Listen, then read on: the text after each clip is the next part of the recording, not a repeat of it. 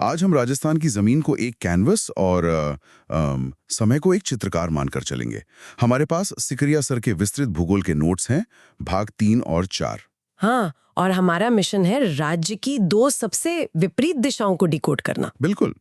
एक तरफ है उपजाऊ अन्न का कटोरा और दूसरी तरफ है लाखों साल पुराना ज्वालामुखी हृदय यानी हड़ौती का पठार। और ये जानना बहुत दिलचस्प होगा कि कैसे निर्माण काल जैसे कि प्लिस्टोसीन और क्रिटेशियस काल आज की मृदा और प्रमुख स्थलाकृतियों को तय करते हैं।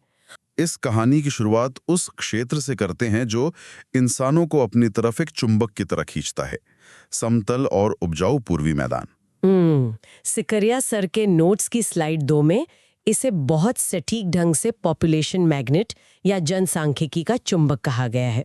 अब ये जो 23% क्षेत्रफल पर 39% आबादी का भार है, इसका कारण यहाँ बताया गया है, प्लीस्टोसीन काल और जलोढ़ मृदा। लेकिन एक आम इंसान के नजरिए से समझें तो मैं सोच रहा था कि ये प्लीस्टोसीन काल क्या है? क्या हम हिमयुग की बात कर रहे हैं? जी बिल्कुल। प्लीस्टोसीन काल को हम पृथ्वी के इतिहास का वो दौर मान सकते हैं जब जलवायु में बहुत बड़े बदलाव हो रहे थे। ग्लेशियर बन रहे थे और पिघल रहे थे। अच्छा। और इसी दौर में बड़ी बड़ी नदियों ने अपने रास्ते बनाए। नोट्स में स्पष्ट है कि पूर्वी मैदानी प्रदेश की उत्पत्ति इन्हीं नदियों द्वारा जमा किए गए अवसादों यानी रिवर सेडिमेंट से हुआ जलोढ़ मैदान है। मतलब नदियां अपने साथ पहाड़ों को घिसकर जो बारीक मिट्टी लाती हैं वो उन्होंने यहाँ बिछा दी। एकदम सटीक। और इस बारीक मिट्टी को हम जलोढ़ या दोमट मृदा कहते हैं। अंग्रेजी में इसे अलूवियल या लोम कहा जाता है। हाँ। अरावली पर्वतमाला के पूर्व में और हाड़ौती पठार के मध्य स्थित ये 13 जिले इसी वजह से राज्य के सर्वाधिक उपजाऊ प्रदेश बन गए हैं। और आंकड़े भी यही बताते हैं। क्षेत्रफल राज्य का 23% है लेकिन जनसंख्या 39%। मतलब ये सर्वाधिक जनघनत्व वाला क्षेत्र है। और यहाँ सिकरिया सर का एक टीचर नोट है जो इस विश्लेषण को पूरा करता है। वो क्या है? उन्होंने लिखा है कि ये पॉपुलेशन मैग्नेट इसलिए है क्योंकि जलोढ़ मृदा कृषि का सोना है। जहाँ मिट्टी उपजाऊ होगी वहाँ खेती ज्यादा होगी और आबादी वहीं सबसे ज्यादा बसेगी। हमने भी कहा कि नदियां मैदान बनाती हैं, लेकिन फिर चंबल का इलाका बीहड़ या बैडलैंड्स क्यों कहलाता है? यहाँ एक शब्द है अवनलिका अपर्दन या अवनालिका इरोजन। ये असल में जमीन के साथ कर क्या रहा है? इसे समझने के लिए पानी की ताकत की कल्पना करनी होगी। आमतौर पर नदियां जब समतल मैदान में बहती है ना तो वे क्षैतिज कटाव करती हैं। Horizontal cut. हाँ, लेकिन चंबल नदी के इस विशिष्ट स्थलाकृति में जिसे उत्खात स्थलाकृति या बैडलैंड कहते हैं, यहाँ राज्य में सर्वाधिक अवनलिका अपर्दन होता है। मतलब लंबवत या वर्टिकल कटाव। जैसे किसी नरम मिट्टी पर बहुत प्रेशर से पानी की धार मारे तो गहरी खाइयां बन जाती हैं। हड़ या डांग कहते हैं, अंग्रेजी में इसे रेविन्स कहते हैं। और स्लाइड में बीहड़ के आंकड़े भी हैं। कुल बीहड़ क्षेत्र 2800 वर्ग किलोमीटर है। हाँ, और सर्वाधिक विस्तार सवाई माधोपुर और करौली में है, लेकिन सर्वाधिक प्रतिशत धौलपुर में है। यहीं पर वो डांग का पदानुक्रम आता है ना। डांग का राजा है धौलपुर और डांग की रानी है करौली। सही कहा। और यहाँ सिकरिया सर का एक बहुत ही महत्वपूर्ण टीचर नोट है। उन्होंने चेतावनी दी है कि सर्वाधिक क्षेत्र और सर्वाधिक प्रतिशत में भ्रमित ना हो। मतलब आयतन या वॉल्यूम के हिसाब से सर्वाधिक क्षेत्र सवाई माधोपुर है, लेकिन प्रतिशत के हिसाब से धौलपुर। बिल्कुल। धौलपुर छोटा है तो उसका एक बहुत बड़ा प्रतिशत हिस्सा बीहड़ों से ढका है। बनास बेसिन। यहाँ कहानी फिर बदलती है। इस मैदान का निर्माण बनास और बाणगंगा नदियों द्वारा हुआ है और यहाँ जलोढ़ नहीं बल्कि भूरी मृदा पाई जाती है जिसे ब्राउन सॉइल कहते हैं। इसके 2 मुख्य हिस्से बताए गए हैं। पहला है मेवाड़ का मैदान जो चित्तौड़गढ़, उदयपुर, राजसंबंध और भीलवाड़ा में फैला है और यहाँ मक्का का सर्वाधिक उत्पादन होता है। और दूसरा हिस्सा है मालपुरा करौली का मैदान। इसका विस्तार अजमेर, टोंक और सवाई माधोपुर में है। इसका एक भूगर्भिक नाम भी लिखा है, तृतीय पेनीप्लेन या टर्शरी पेनीप्लेन। ये नाम किसने दिया था? ये नामकरण A.M. हेरोन द्वारा किया गया था और यहाँ मुख्य रूप से सिस्ट व नीस चट्टानें पाई जाती हैं। शिस्ट और नीस, अच्छा। और एक खैराड़ प्रदेश भी है जो मालपुरा टोंक से जहाजपुर भीलवाड़ा के मध्य है। हाँ, और यहाँ टीचर नोट को समझना बहुत जरूरी है। सिकरिया सर बताते हैं कि टर्शरी पेनीप्लेन का मतलब है एक कटाव सतह जो समय के साथ समतल हो गई है। मतलब नदियों ने उसे घिस घिस कर सपाट कर दिया। बिल्कुल। और परीक्षा के लिए एक टिप है कि इसका उत्तर हमेशा मालपुरा करौली या एएम हिरौन ही होता है। बाणगंगा और माही बेसिन, इनके नाम बहुत ही काव्यात्मक हैं। मैं सोच रहा था कि ये रोही और पुष्प प्रदेश के पीछे की कहानी क्या है। हाँ, बहुत ही सुंदर कहानी है इनकी। पहले बाणगंगा बेसिन की बात करते हैं, जो जयपुर, दौसा और भरतपुर में है। हाँ। इसकी विशेषता है रोही का मैदान। ये यमुना और बाणगंगा के मध्य का सर्वाधिक उपजाऊ क्षेत्र है। और यहाँ फसल कौन सी होती है? यहाँ मुख्य रूप से गेहूं व जौ की फसल होती है। लेकिन असली काव्यात्मक नाम हमें माही बेसिन में मिलते हैं, जो बांसवाड़ा, डूंगरपुर और प्रतापगढ़ में है। यहाँ की मृदा लाल चिकनी या लाल लोमी बताई गई है। बिल्कुल, रेड लोमी सॉइल। और शब्दावली देखिए, 56 का मैदान। ये बांसवाड़ा व प्रतापगढ़ के मध्य 56 गांवों का समूह है। और कांठल क्या है? कांठल दरअसल प्रतापगढ़ में माही का तटीय मैदान है और इसका प्राचीन नाम ही पुष्प प्रदेश था। अरे वाह। और यहाँ की प्रमुख किस्में भी बहुत रोचक हैं। मक्का की किस्में हैं माही कंचन और माही धवल, और चावल की है माही सुगंधा। और टीचर नोट में सिकेरिया सर ने इसे याद रखने का क्या गजब तरीका बताया है। सुगंधा यानी खुशबू जो चावल से आती है, और कंचन यानी सोना जो मक्के के दाने हैं। हाँ, और एक चेतावनी भी है कि बाड़मेर की 56 की पहाड़ियों और यहाँ के 56 के मैदान में कंफ्यूज नहीं होना है। बिल्कुल, एक पहाड़ी है और दूसरा मैदान हाड़ौती का पठार। हाँ, इसे अन्य नामों से भी जाना जाता है, जैसे संक्रांति प्रदेश या ट्रांजिशन जोन और पठारी प्रदेश। मैं पढ़ रहा था कि इसका निर्माण क्रिटेशियस काल में हुआ है, और वो भी ज्वालामुखी दरारी उद्गार से, मतलब वोल्केनिक फिशर इरप्शन। क्या हम किसी प्राचीन ज्वालामुखी के अवशेषों पर चल रहे हैं? बिल्कुल।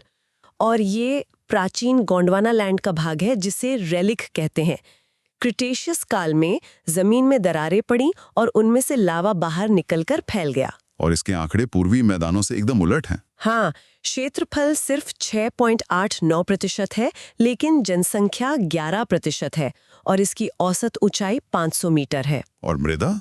यहाँ मध्यम काली या मीडियम ब्लैक मृदा मिलती है, जो कपास और सोयाबीन के लिए बहुत उपयुक्त है। यहाँ एक टीचर नोट में एक बहुत गहरी बात है कि ये भौगोलिक रूप से सबसे युवा विभाजन है, लेकिन भूवैज्ञानिक रूप से प्राचीन गोंडवाना लैंड से जुड़ा है। यही विरोधाभास तो इसे खास बनाता है। दक्कन लावा पठार।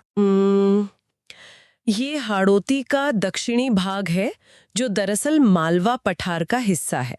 यहाँ बेसाल्ट चट्टानों की अधिकता के कारण पथरीली या स्टोन जैसी स्थलाकृति है। इसी में एक विशेष जगह है ऊपर माल का पठार। ये कहाँ है? ये भिजोलिया, जो कि भीलवाड़ा में है, वहां से लेकर भैंसरोड़गढ़, चित्तौड़गढ़ के मध्य का उच्च पठारी भाग है। इसमें प्रतापगढ़ और झालावाड़ के हिस्से भी शामिल हैं। और यहाँ एक भ्रांति निवारण यानी मिसकंसेप्शन क्लियर किया गया है। हाँ, छात्र अक्सर इसे अरावली का हिस्सा मानते हैं, लेकिन भौतिक रूप से यह पठारी क्षेत्र है। अरावली अलग है। विंध्यन कगार व जीबीएफ का जिक्र किया है। जीबीएफ को उन्होंने 5 स्टार एग्जाम टॉपिक कहा है। बहुत ही महत्वपूर्ण टॉपिक है ये।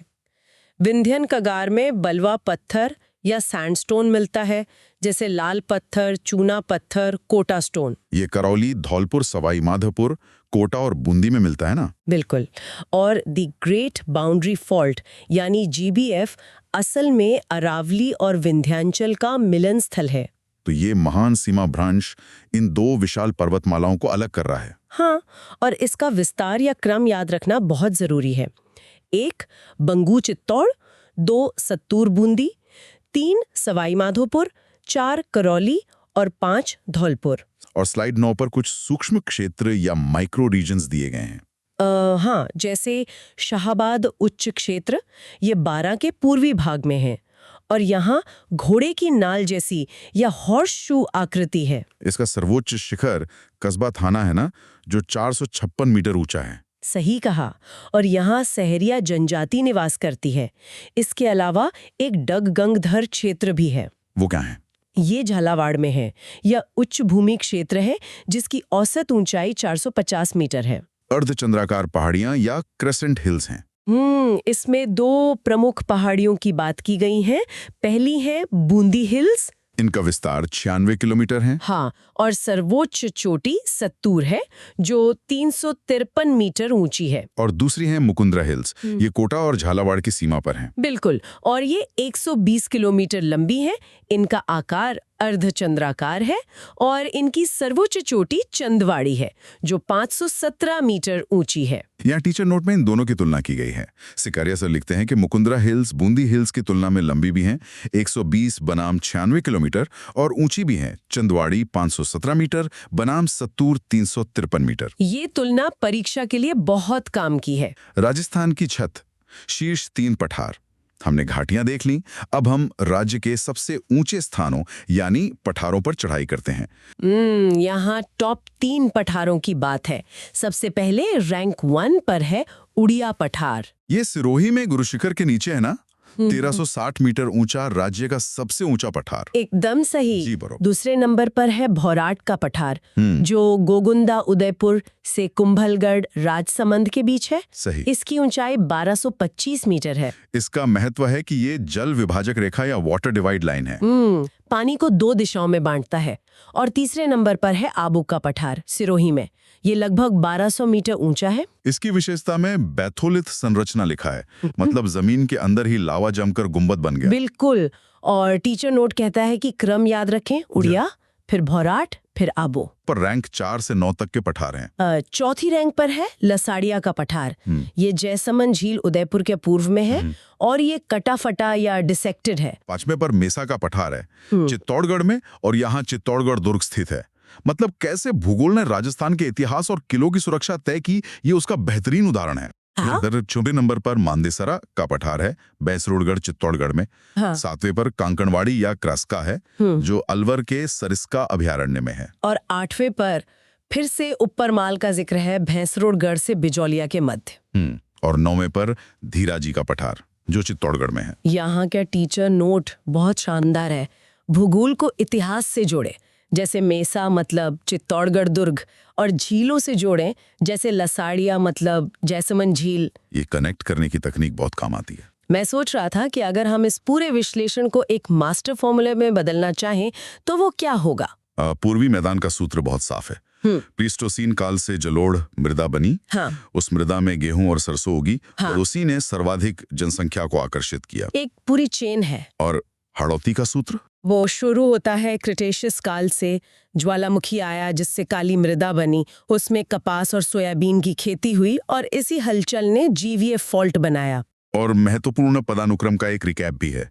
ऊंचाई में उड़िया, भौराट, आबू। हाँ, डांग में रानी, करौली और राजा धौलपुर। और चोटियों में चंदवाड़ी, सत्तूर से ऊंची है।